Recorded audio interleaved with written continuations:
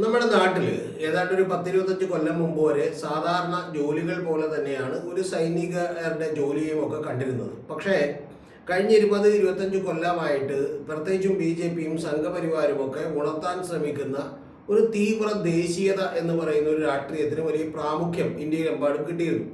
അപ്പോൾ അതിൻ്റെ ഭാഗമായിട്ട് ഇപ്പോൾ സൈന്യത്തിനെതിരെയോ അല്ലെങ്കിൽ അത്തരത്തിൽ എന്തെങ്കിലും തരത്തിലുള്ള ഒരു ചെറിയ വിമർശനങ്ങളോ പോലും നടത്താൻ ആളുകൾക്ക് ഭയമുണ്ടാവുകയും പലപ്പോഴും സൈന്യത്തിൽ വർക്ക് ചെയ്യുന്ന ആളുകൾക്കൊക്കെ തന്നെ ആ രാഷ്ട്രീയം കൃത്യമായി വളർത്തിക്കൊണ്ടുവരാൻ ശ്രമിച്ചവരുടെ ശ്രമഫലമായിട്ട് ഒരു വീരപരിവേഷം കിട്ടുകയും ചെയ്തു എന്നുള്ളത് ഒരു യാഥാർത്ഥ്യമാണ്.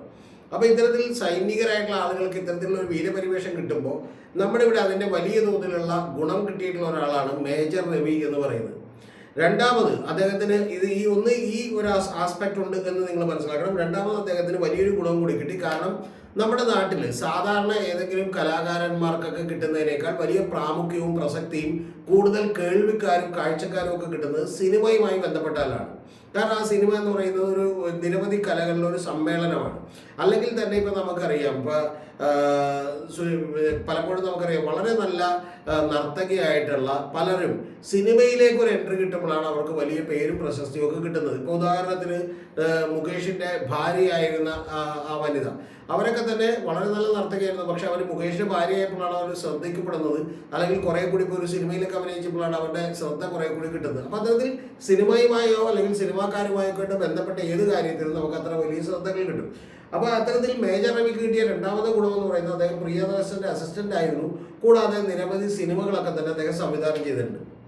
അപ്പോൾ ഈ സിനിമകളൊക്കെ സംവിധാനം ചെയ്ത് കൂടാതെ അപ്പോൾ അദ്ദേഹം ആദ്യത്തെ ഒരു കാര്യം നിങ്ങൾ അറിയേണ്ടത്, ഒന്ന് നേരത്തെ പറഞ്ഞ സൈനികൻ, രണ്ടാമത്തത് സിനിമ, ഇനി മൂന്നാമത്തത് ഏറ്റവും പ്രധാനപ്പെട്ട ഒരു കാര്യം കൂടിയുണ്ട്. അദ്ദേഹം ഇതിനിടയിലൂടെ പിച്ച വെച്ചുകൊണ്ട് രാഷ്ട്രീയത്തിലേക്ക് കൂടി കടന്നു. രാഷ്ട്രീയത്തിലേക്ക് കടന്നപ്പോൾ തന്നെ BJPയുടെ സംസ്ഥാന വൈസ് പ്രസിഡന്റ് ആക്കി. BJPയിലേക്ക് പിന്നെ ആരെങ്കിലും വന്നാൽ പെട്ടെന്ന് തന്നെ സംസ്ഥാന വൈസ് പ്രസിഡന്റ് ആകും. മിസ്ഡ് കോൾ അടിച്ചാൽ മതി മെമ്പർഷിപ്പ് എടുക്കാനൊക്കെ. അപ്പോൾ അത്തരത്തിലുള്ള ഗുണങ്ങളൊക്കെ ഉണ്ട്. അങ്ങനെ അദ്ദേഹത്തെ വൈസ് പ്രസിഡന്റ് ആക്കി. അപ്പോൾ അദ്ദേഹം വലിയ തോതിലുള്ള അറിയുന്നതും അറിയാത്തതുമായിട്ടുള്ള കാര്യങ്ങളെക്കുറിച്ചൊക്കെ തന്നെ വലിയ വായിൽ വർത്തമാനം പറയുകയും ഡയലോഗ് അടിക്കുകയും ഒക്കെ ചെയ്തിരുന്നു. അപ്പോൾ ഇന്ന് ഈ പറയുന്ന വലിയ ഇത്തരത്തിൽ ഇദ്ദേഹം ഉയർത്തിക്കൊണ്ടുവന്ന ഇമേജിന് വലിയ ഡാമേജ് ഉണ്ടാക്കുന്ന ഒരു കാര്യമാണ് എനിക്ക് നിങ്ങളുടെ ശ്രദ്ധയിൽപ്പെടുത്താനുള്ളത്. അത് കഴിഞ്ഞ ദിവസം കോട്ടയത്തെ കൊമേഴ്സ്യൽ കോർട്ട് ഇദ്ദേഹത്തോട് മര്യാദക്ക് ഒരു 30 ലക്ഷം രൂപ റജി മാത്യു എന്ന് പറയുന്ന ഒരാൾക്ക് കൊടുക്കണം എന്ന് പറഞ്ഞു. അത് കടം മേടിച്ച കാശൊന്നും അല്ല, എനിക്ക് കാശില്ലാഞ്ഞിട്ട് കൊടുക്കാനൊന്നുമല്ല. പകരം നിങ്ങൾ അറിയേണ്ടത് കർമ്മയോദ്ധ എന്ന് പറയുന്ന 2012 ഇറങ്ങിയിട്ടുള്ള ഒരു സിനിമയുണ്ട്. ആ 2012 ഇറങ്ങിയിട്ടുള്ള സിനിമയ്ക്ക് വേണ്ടി കഥ എഴുതിയിട്ടുള്ളത് ഈ റജി മാത്യു ആണ്. ആ കഥ എഴുതിയിട്ടുള്ളത്, കഥയും തിരക്കഥയും സംഭാഷണമൊക്കെ എഴുതിയിട്ടുള്ളത് റജി മാത്യു ആണ്. പക്ഷെ റജി മാത്യുവിന് കാശ് കൊടുക്കാതെ ആ കഥ അടിച്ചു മാറ്റുകയാണ് ചെയ്തിട്ടുള്ളത്. മറ്റു പലരുടെയും കാര്യത്തിൽ ഇങ്ങനെ ചെയ്തിട്ടുണ്ടെന്നാണ് ഇപ്പോൾ ആരോപണം വരുന്നത്. അത് നമുക്കറിയില്ല. പക്ഷെ ഇതെന്തായാലും തെളിയിക്കപ്പെട്ടിരിക്കുന്നു.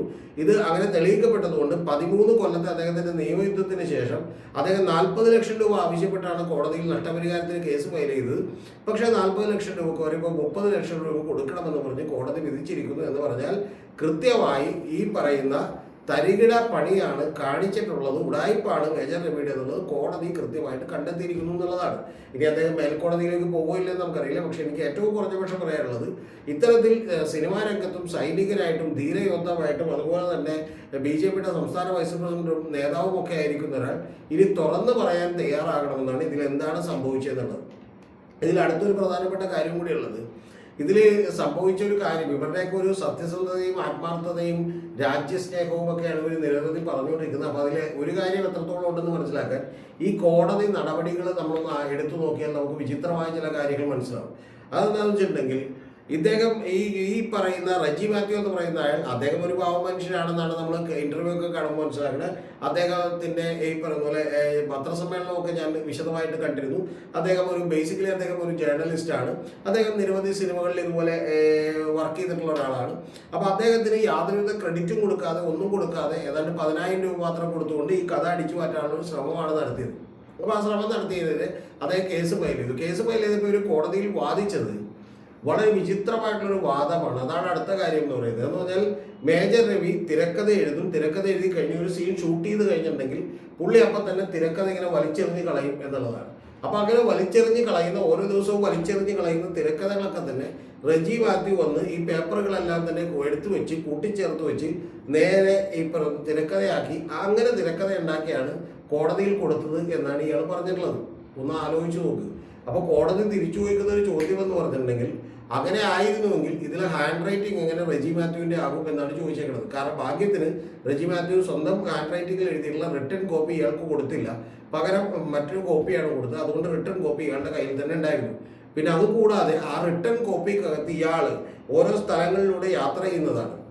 ആ കർമ്മഗന്ധ എന്ന സിനിമ ഞാൻ കണ്ടിട്ടുള്ളതാണ്, എനിക്കിപ്പോഴും നന്നായിട്ട് ഓർമ്മയുണ്ട്. അതിൽ ഒരു മകളെ കാണാതാവുന്നതും ആ മകളെ കാണാതായിട്ട് വളരെ ഫിസിക്കൽ ടോർച്ചറൊക്കെ നടത്താൻ എക്സ്പേർട്ട് ആയിട്ടുള്ള വളരെ ഒരു ഉന്നതനായിട്ടുള്ള IPS-കാരൻ യഥാർത്ഥത്തിൽ സ്വന്തം മകളെ അന്വേഷിച്ചിറക്കുന്നതാണ്. പക്ഷെ മകളെയാണെന്ന് ഇദ്ദേഹം പറയുന്നില്ല.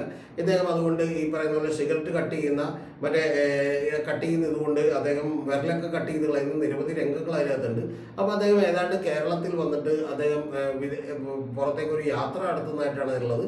അങ്ങനെ അദ്ദേഹം ഒരു പെൺവാണിഭ സംഘത്തെ കണ്ടെത്തുന്നതും അവിടെയുള്ള പെൺകുട്ടികളെ രക്ഷിക്കുന്നതും കൂട്ടത്തിൽ ഇയാളുടെ മകളെ കൂടി രക്ഷിക്കുന്നതും ഒക്കെയാണ് അതിനകത്തുള്ളത്. അതിൽ വില്ലനായിട്ടുള്ള ഒരാളെ കാണിക്കുന്നുണ്ട്, പല ലൈംഗിക പ്രശ്നങ്ങളൊക്കെ ഉള്ള ഒരാളായിട്ടാണ് കാണിക്കുന്നത്. അതിൻ്റെ കഥയിലേക്കൊന്നും ഞാൻ പോകുന്നില്ല. അപ്പോൾ ആ കഥ യഥാർത്ഥത്തിൽ ഈ നീണ്ടുപോകുന്ന വഴികളിലൊക്കെ തന്നെ, അതായത് ഒരുപാട് യാത്രകൾ കാണിക്കുന്നുണ്ട്. ആ യാത്രകളിലൊക്കെ തന്നെ ഉള്ള ചെക്ക് പോസ്റ്റുകളുടെ പേരുകൾ ഈ മേജർ രവി കൃത്യമായിട്ട് എന്ത് ചെയ്യും, ആ പേപ്പറുകളിൽ എഴുതിയിടും. അപ്പോൾ അത്തരത്തിലുള്ള ഒരു പേപ്പർ സബ്മിറ്റ് ചെയ്തുകൊണ്ട് പിന്നെ കൂടുതലൊന്നും കോടതിക്ക് അന്വേഷിക്കേണ്ടി വന്നില്ല. പക്ഷേ എന്നിട്ട് പോലും 13 കൊല്ലത്തെ നിയമയുദ്ധത്തിന് ശേഷം യഥാർത്ഥത്തിൽ റെജി മാത്യുവിന് 30 ലക്ഷം രൂപ നഷ്ടപരിഹാരം കൊടുക്കാൻ ഉത്തരവിട്ടിരിക്കുന്നു. ഇപ്പം ഇതേവരെ ഇതൊക്കെ നടന്നിട്ട് ഏതാണ്ട് 48-72 മണിക്കൂറുകളോളമായി. പക്ഷേ ആ മണിക്കൂറുകളായിട്ട് പോലും യഥാർത്ഥത്തിൽ മേജർ രവി ഇതിനെക്കുറിച്ചൊന്നും സംസാരിച്ചിട്ടില്ല. അതുകൊണ്ട് ധീരനും വളരെ ഈ പറഞ്ഞ പോലെ രാഷ്ട്രീയ നേതാവും സിനിമാക്കാരനും സർവോപരി പറയുന്ന പോലെ രാജ്യസ്നേഹിയുമായിട്ടുള്ള സത്യസന്ധനായിട്ടുള്ള മേജർ രവി ഇതെന്ത് സംഭവിച്ചു എന്ന് തുറന്ന് പറയാനെങ്കിലും തയ്യാറാകണം എന്നുള്ളതാണ് എനിക്ക് ഒന്നാമത്തെ കാര്യം പറയാനുള്ളത്. ഞാൻ ഈ മേജർ രവിയുമായിട്ട് അദ്ദേഹത്തിൻ്റെ ഒരു സ്ഥാപനമുണ്ട് ഇവിടെ എറണാകുളത്ത് തന്നെ. ആ സ്ഥാപനത്തിൻ്റെ ഫ്രണ്ടിൽ വെച്ച് ഇതിന് ഒരു 2-3 തവണ സംസാരിച്ചിട്ടുള്ള ഒരാളാണ്. അപ്പോൾ അദ്ദേഹം വളരെ എനർജിയോടും എന്തൂസിയാസത്തോടും കൂടി സംസാരിക്കുന്ന ഒരാളാണ്. പക്ഷെ കയ്യിലിരിക്കുന്ന പണി ഇതാണ് എന്നുള്ളതിന് ഇപ്പോൾ തെളിവോടുകൂടി അദ്ദേഹം പിടിക്കപ്പെട്ടിരിക്കുന്നു എന്നാണ് ഇതുവരെ നമുക്ക് ലഭ്യമായിട്ടുള്ള വിവരങ്ങളിൽ നിന്ന് നമുക്ക് മനസ്സിലാക്കാൻ കഴിയുന്ന ഒരു കാര്യം. അപ്പോൾ അതുകൊണ്ട് റെജി മാത്യു പറയുന്നത് അദ്ദേഹത്തെ വേറെ ആരും തന്നെ സിനിമയിൽ ചതിച്ചിട്ടില്ല, പക്ഷെ ആകെ ചതിച്ചത് ഇവർ മാത്രമാണെന്നാണ്. അതിൽ തന്നെ അദ്ദേഹം ഇൻ്റർവ്യൂവിൽ പറയുന്ന ഒരു വാചകം കേട്ട് ഞാൻ ഞെട്ടിപ്പോയി. അദ്ദേഹം മാത്യു സാമുവലിന് ഇൻ്റർവ്യൂ കൊടുത്തിട്ടുണ്ട്. അദ്ദേഹത്തിന് ഇൻ്റർവ്യൂ കൊടുത്തപ്പോൾ പറയുന്ന ഒരു വാചകം എന്ന് പറയുന്നത്, ഇദ്ദേഹം ആദ്യം ഒരു ചെറിയ വക്കീലിനെ കൊണ്ടൊരു നോട്ടീസ് അയപ്പിച്ചു, നിങ്ങളിങ്ങനെ ചെയ്യുന്നത് മോശമാണ്, അതുകൊണ്ട് മാഡ് മാഡിയായിട്ട് ഇദ്ദേഹം ഒരു മാസിക എടുത്ത് വായിച്ചപ്പോഴാണ് മാഡ് മാഡിയായിട്ട് എന്ത് ചെയ്യുന്നു, മോഹൻലാൽ അഭിനയിക്കുന്നു, അതാണ് ആ കഥാപാത്രത്തിൻ്റെ പേര് ഈ കർമ്മയുദ്ധയിൽ. അപ്പോൾ അഭിനയിക്കുന്നു എന്ന് പറഞ്ഞ് ലുക്കൊക്കെ നോക്കിയപ്പോൾ ഇദ്ദേഹത്തെ വിളിച്ചു. അദ്ദേഹം കഴിഞ്ഞ് എടുക്കാതിരുന്നപ്പോൾ നോട്ടീസ് അയച്ചു. നോട്ടീസ് അയച്ചപ്പോൾ ഇങ്ങനെ ഒരാളെ പോലും എനിക്ക് അറിയില്ല എന്ന് പറഞ്ഞുകൊണ്ടാണ് ഇദ്ദേഹത്തിന് തിരിച്ചെഴുതിയത്. യഥാർത്ഥത്തിൽ ഇദ്ദേഹത്തിൻ്റെ തന്നെ ഫ്ലാറ്റിലിരുന്ന് ചായ ഉണ്ടാക്കി തന്ന് ഉറപ്പിച്ച് നടക്കാൻ പോയി ഡിസ്കസ് ചെയ്ത് കൃത്യമായിട്ട് റെജി മാത്യു എഴുതിയ ഒരു കഥയാണിത് എന്നുള്ളത് തെളിഞ്ഞിരിക്കുന്നു. അതിനുശേഷം ഇദ്ദേഹം ആദ്യമേ തന്നെ ഇത് റിലീസ് ചെയ്യുന്നതിന് മുമ്പ് തന്നെ പരാതി കൊടുത്തിരുന്നു. റിലീസ് ചെയ്യുമ്പോൾ ഇത് ആരുടെയും പേര് വെക്കരുത്, ഇത് ക്രെഡിറ്റ്സ് വെക്കണം, അതുപോലെ മറ്റൊരു റൈറ്റും വിൽക്കാൻ പാടില്ല എന്നൊക്കെയുള്ള നിരവധി നിർദ്ദേശങ്ങൾ കോടതി കൊടുത്തിരുന്നു. ആ നിർദ്ദേശങ്ങൾ പോലും ലംഘിച്ചുകൊണ്ടാണ് ഈ പണി നടത്തിയിട്ടുള്ളത്.